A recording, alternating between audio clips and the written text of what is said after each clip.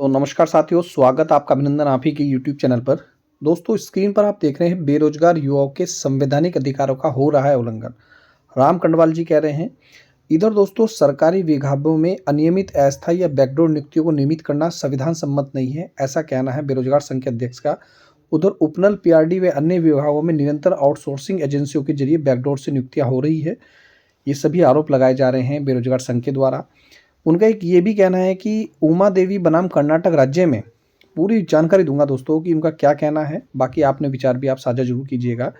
अनियमित, स्थायी या बैकडोर को नियमित करना संविधान के अनुरूप नहीं है।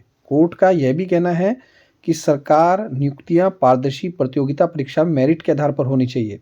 कंडवाल जी ने यह भी बताया कि उपनल, पीआरडी और अन्य विभागों में जो आउटसोर्सिंग एजेंसियां हैं वो बैकडोर से नियुक्तियां कर रही हैं, जो भारत के संविधान के अनुच्छेद 14 और अनुच्छेद 16 का, जिसमें समानता का अधिकार और समान अवसर का अधिकार का उल्लंघन होता है।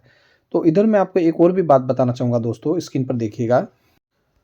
तो दोस्तों, स्क्रीन पर देखिए, सरकार द्वारा 10 वर्ष की नियमावली को घटाकर 5 वर्ष कर हजारों कर्मचारियों को नियमित किया गया था। तब किसी संघ उमा देवी जज का उल्लंघन नहीं देखा होगा। जैसे दिखाई दिया तो 5 वर्ष के बाद, यानी कि जब दोस्तों नियमावली बनाई गई थी 5-5 साल वाली, 2 बार ये नियमावली बनाई गई। हर प्रत्येक 5 साल वाला संविदा कर्मचारी, आउटसोर्स कर्मचारी, उपनल कर्मचारी नियमित होगा। तब बेरोजगार संघ ने आवाज़ नहीं उठाई, लेकिन ऐसा कहना है दोस्तों उपनल, संविदा, आउटसोर्स कर्मचारियों का।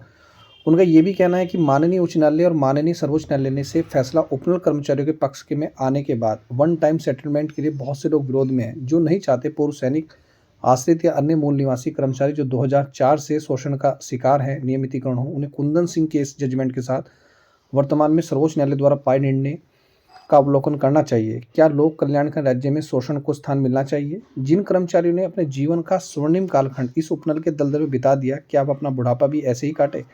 वर्तमान में राजनीति में आने के लिए एक नया रास्ता उत्तराखंड में इजाद हुआ है। तो ये भोले भाले युवकों को बरगलाकर, ये मैं आरोप नहीं लगा रहा हूँ, ऐसा कहना है दोस्तों, ये कहना है उत्तराखंड के उपनल, संविदा, आउटसोर्स कर्मचारियों का। इनका साफ साफ कहना है कि आप अपनी राजनीति चमकाने के लिए ऐसा कर रहे हैं। जब नियमितीकरण की बात चली थी 5 साल वाली, 2 बार बन गई, तब आप लोग कहाँ थे? इधर मैं फिर बोल रहा हूँ, उपनल और अन्य एजेंसियों में भर्तियों पर उठाए सवाल। देखिए, बैकडोर से नियुक्ति नहीं होनी चाहिए, इसके लिए मैं भी, अगर मैं अपने विचार साझा करूँ, वो गलत है। लेकिन जो फिलहाल वर्तमान में नियुक्तियाँ हैं, एक तो उपनल हो, आउटसोर्स हो, संविदा हो, इनकी नियुक्ति पर दोस्तों अब रोक लगी हुई है और रोक लगनी भी नहीं चाहिए, लगी होनी चाहिए। तो इधर मैं आपको एक और चीज़ बता दूं दोस्तों, हाई कोर्ट, माननीय हाई कोर्ट में पेंडिंग था केस। हाई कोर्ट ने दोस्तों यहाँ पर इनको इजाज़त दी है, परमिशन दी है। तो अब दोस्तों कुछ भी नहीं बचता। तो फिलहाल उपनल कर्मियों की हड़ताल पर भी हाई कोर्ट सख्त है। सरकार को नसीहत भी दी है कि न्यूनतम वेतन लागू करने में टाल मटोल नहीं, मंजूरी नहीं। तो दोस्तों अवमानना नोटिस जारी कर दिया जाएगा। आपको ये भी मैं आपको बता दूं दोस्तों, 20 फरवरी 2026 में अब दोबारा से हाई कोर्ट में फाइनल डिसीजन आना है। लेकिन उससे पहले दोस्तों उन्होंने एक समिति बनाई है, जो जिसमें कैबिनेट स्तर के मंत्री हैं, सुबोध और सौरभ, दोनों ही कैबिनेट स्तर के मंत्री हैं, और 2 माह में नियमितीकरण उनका होना चाहिए। हाई कोर्ट में जब चला 20 नवंबर को, तो उनमें साफ साफ कहा कि हमें थोड़ा समय दे दीजिए 2 माह का, और हम नियमितीकरण के लिए कार्य कर रहे हैं। तब हाई कोर्ट ने इसी आधार पर उनको कहा कि ठीक है, आप दिसंबर तक इनको न्यूनतम वेतन और चरणबद्ध तरीके से इनको नियमित करने की आप कार्रवाई करें। तो अब देखना होगा दोस्तों सरकार कर क्या रही है। क्या सरकार नियमितीकरण करेगी? क्या बेरोजगार संघ के आरोप सही हैं? लेकिन मैं आपको एक चीज़ और बताना चाहूँगा दोस्तों, दिसंबर से न्यूनतम वेतन लागू करने के आदेश पर देरी स्वीकार्य नहीं होगी कोर्ट।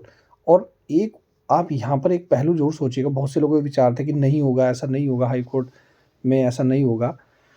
देखिए, सरकार सुप्रीम कोर्ट गई थी और सुप्रीम कोर्ट में पूर्ण विचार याचिका सरकार की खारिज हो चुकी। अब सरकार के पास कोई फैसला नहीं बचा।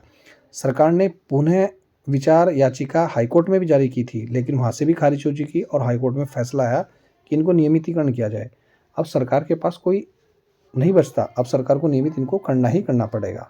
डिले जरूर हो सकता है, पर सरकार इस बार करेगी। इधर आंदोलन रुकने का नाम नहीं है, आंदोलन कंटिन्यू चल रहा है। आंदोलन का लगभग 13वां और 14वां दिन दोस्तों है, और डे नाइट आंदोलन चल रहा है। उनकी एक ही मांग है मुख्य, कि समान कार्य के लिए समान वेतन और चरणबद्ध तरीके से दोस्तों नियमित किया जाए।